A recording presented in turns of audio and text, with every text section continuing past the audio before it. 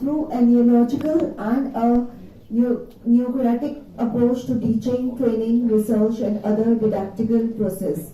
He is the founder chancellor of the Global Open University Nagaland and Indira Gandhi Technological and Medical Sciences University, Arunachal Pradesh. He is also president Confederation of Indian Universities (CIEU) and chairman of Indian Institute of Ecology and Environment. Please welcome Dr. Priya Ranjan Trivedi.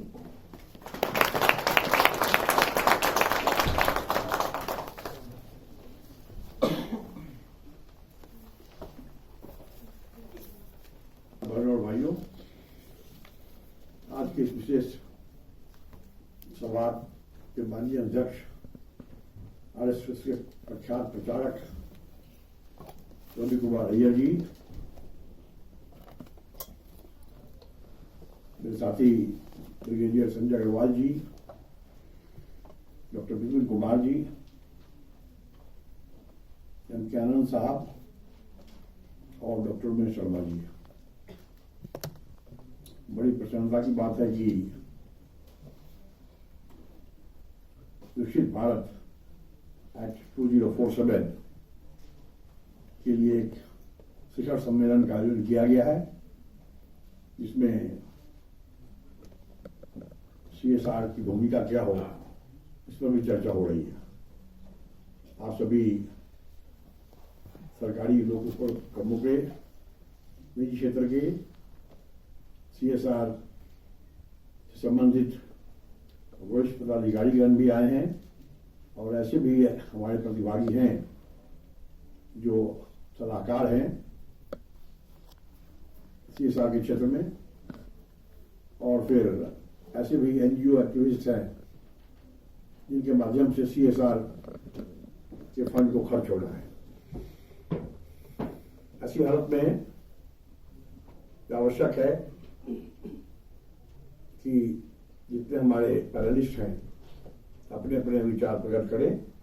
अभी तक जो हमारे 3 वक्ताएं हैं, इन्होंने लगभग हर एक बिंदुओं पर चर्चा की है। विकसित भारत क्या है, विकसित भारत में क्या सब होना चाहिए और सीएसआर की भूमिका क्या है, उनका दायित्व क्या है, उनके कर्तव्य क्या है। मैं भी उसी बातों को आगे बढ़ाते हुए बताना चाहूंगा। विकसित भारत एक्ट 2047 के लिए क्या सब आवश्यकताएं होंगी, विकसित भारत किसे कहते हैं। 2047 का मतलब है 1947 में जो हमें आजादी मिली, उसके 100 साल पूरा होने के बाद 2047 हो जाता है। तो अब अच्छे समय में जो कमी है उसको पूरा करना है, लेकिन विकसित भारत कैसा होना चाहिए। हर एक जितने हमारे प्रतिभागी आए हैं यहाँ पर, जितने हमारे वक्ता हैं, सभी के विचार अलग अलग होंगे। आप हमसे पूछें कि मेरी नजर में विकसित भारत क्या होना चाहिए, तो मैं समझता हूं कि 5 तरह की जो समस्याएं हैं वैश्विक या भारतवर्ष की, वह जब नहीं रहेगी समस्याएं, तो भारत पूरे विकसित हो जाएगा। पहली समस्या क्या हो सकती है? मेरी समझ में पहली समस्या भारतवर्ष की अशांति की है, पीसलेसनेस की है। इससे बड़ी समस्या हमें नहीं दिखाई पड़ रही है। विकास के गति में बड़ी बाधाएं आती हैं और अशांति बढ़ती जाए तो इसका निदान क्या है, आपको बताना है, हमें भी बताना है। हम सोच रहे हैं, मैं भी सोच रहा हूं, क्योंकि मैं एकाएक हमने सोचा कि आज इसकी चर्चा की जाए, तो अशांति की समस्या का उत्तर हमें नहीं मिल पा रहा है। तो अभी मैं बात करते करते दिमाग में सोच रहा हूं कि क्या उत्तर मिल जाए, ताकि बातों बातों के क्रम में हमें आपको उत्तर बता दूं। अभी तक नहीं मिला है, इसलिए मैं मजबूर होकर दूसरी समस्या की ओर जा रहा हूं, ताकि दूसरी समस्या के समाधान के बारे में आपको बताऊं, तो अब तक पहली समस्या का निदान हमें मिल जाए। दूसरी समस्या मेरी समझ में बेरोजगारी की है, problem unemployment. that the country is not going to develop in an optimal manner. बेरोजगारी की समस्या विकराल है, इसका निदान क्या होगा? अब मेरे साथ समस्या यह है कि हम दूसरी समस्या का भी निदान नहीं खोज पा रहे हैं, लेकिन मुझे पहली समस्या का निदान मिल गया है। बेरोजगारी है इसीलिए अशांति है। अगर पापी पेट हमारे युवा जो बॉर्डर पर हैं, बॉर्डरिंग राज्यों में हैं, वे अपने आप को बेचते हैं तो बेरोजगारी के चलते करते हैं। ऐसा मुख्य कारण वो है, कुछ दूसरा छोटा मोटा कारण हो सकता है, लेकिन बेरोजगारी की समस्या दूर हो जाए तो फिर अशांति की समस्या दूर हो जाएगी। अब रही बात की बेरोजगारी की समस्या कैसे दूर होगी, यह एक महत्वपूर्ण प्रश्न है। कैसे होगी, मैं सोच रहा हूं, मैं चिंतन कर रहा हूं, क्योंकि समय लग रहा है इसलिए मैं तीसरी समस्या की ओर जाता हूं। I go to third problem, and to my mind the third problem is the problem of pollution and its control.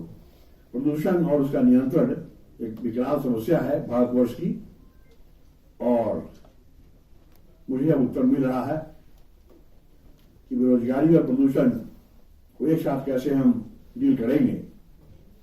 इसका उत्तर है कि अगर मैं बेरोजगारी और प्रदूषण की मैत्री करा दूं, विवाह करा दूं, तो जो बच्चे होंगे, जब भी होंगे, तो उसका नाम होगा पर्यानुकूलित रोजगार सृजन, इको फ्रेंडली जॉब्स। अगर हम इको फ्रेंडली जॉब्स के बारे में सोचें, उससे दो फायदा होगा, बेरोजगारी की समस्या भी दूर हो जाएगी और प्रदूषण भी नहीं बढ़ेगा। ऐसे रोजगार सृजन से क्या फायदा है? What is the purpose of creating more employment which is at the cost of pollution? तो पोल्यूशन को ध्यान रखते हुए, प्रदूषण को ध्यान रखते हुए यह रोजगार सृजित करना है। पर्यानुकूलित रोजगार सृजन ही उसका उत्तर है। चौथी समस्या दोषपूर्ण शिक्षा नीति की है। अभी सैकड़ों साल से हम दोषपूर्ण शिक्षा नीति को पढ़ रहे हैं, पढ़ा रहे हैं। आज के बच्चे, आप या हम कुछ जानते हैं, उसका श्रेय दोषपूर्ण शिक्षा नीति को 2020 इसी का निदान है। जितनी तरह की समस्याएं थी, जैसे प्रदूषण बढ़ रहा है, यह बेरोजगारी क्यों है? इसलिए है कि शिक्षा निर्दोषपूर्ण है। हम रोजगार सृजक पैदा नहीं कर रहे हैं। I am longing for a day when we will have more number of job givers than job seekers. हमें उस दिन का इंतजार है जब रोजगार सृजकों की संख्या बढ़ेगी, रोजगार याचकों की घटेगी। लेकिन रोजगार याचना कैसे करनी है, इसकी पढ़ाई नहीं होती है। अगर आप सोशियो एंटरप्रेन्योरशिप कर रहे हैं, विपिन जी हमारे सोशियो एंटरप्रेन्योर भी हैं। तीसरा होता है एडुप्रेन्योर। मैं एडुप्रेन्योर हूं। मैं कैसे जानता हूं कैसे विश्वविद्यालय खोला जाता है, कैसे महाविद्यालय खोला जाता है, संस्थाएं बनती क्यों हैं, संस्थाएं बिगड़ती क्यों हैं, संस्थाएं रूढ़ क्यों होती है, संस्थाएं बीमार क्यों पड़ती हैं, रूढ़ता के निवारण के लिए क्या कुछ करना पड़ती है, संस्थाएं मरती क्यों हैं, संस्थाएं मारी क्यों जाती हैं। तो इस प्रकार का रिसर्च होता है एडुप्रेन्योरशिप में। और एक होता है फिर सस्टेनेबलप्रेन्योरशिप। अगर आपकी भूमिका सस्टेनेबल डेवलपमेंट को बढ़ाने में है, तो उसे कहते हैं सस्टेनेबलप्रेन्योरशिप। इंडियन नॉलेज सिस्टम, जिसको AICTE ने हर एक इंजीनियरिंग कॉलेज में कंपल्सरी कर दिया है, इसलिए कि हम इंजीनियर को केवल मशीन चलाने का नहीं, बल्कि उनको ज्ञान की बात नहीं हो। मैं नितिन कुमार जी को कहूंगा कि आपका हमें ईमेल दे दें ताकि मैं उसको आपको ईमेल कर दूं। आजकल ई बुक भी ज्यादा चलती है, 1200 किताब, पेज में बहुत सारा कागज लगेगा, उससे लाखों पेज की कटान होगी हर साल, तो हमें उसको आगे नहीं बढ़ाना है। अंतिम जो समस्या है वो है आपको जनसंख्या विस्फोट। कोई विदेशी कहेगा कि साहब this is the main problem of India. मैं नहीं कहता हूं, क्योंकि भारत में हम आप भी जिम्मेवार हैं ज्यादा से ज्यादा जनसंख्या बढ़ाने के लिए। तो ऐसी हालत में हम लोग इसको सोचे कि जो मैन पावर है हमारा, इसका कैसे उपयोग करें, कैसे अपस्किलिंग करें, कैसे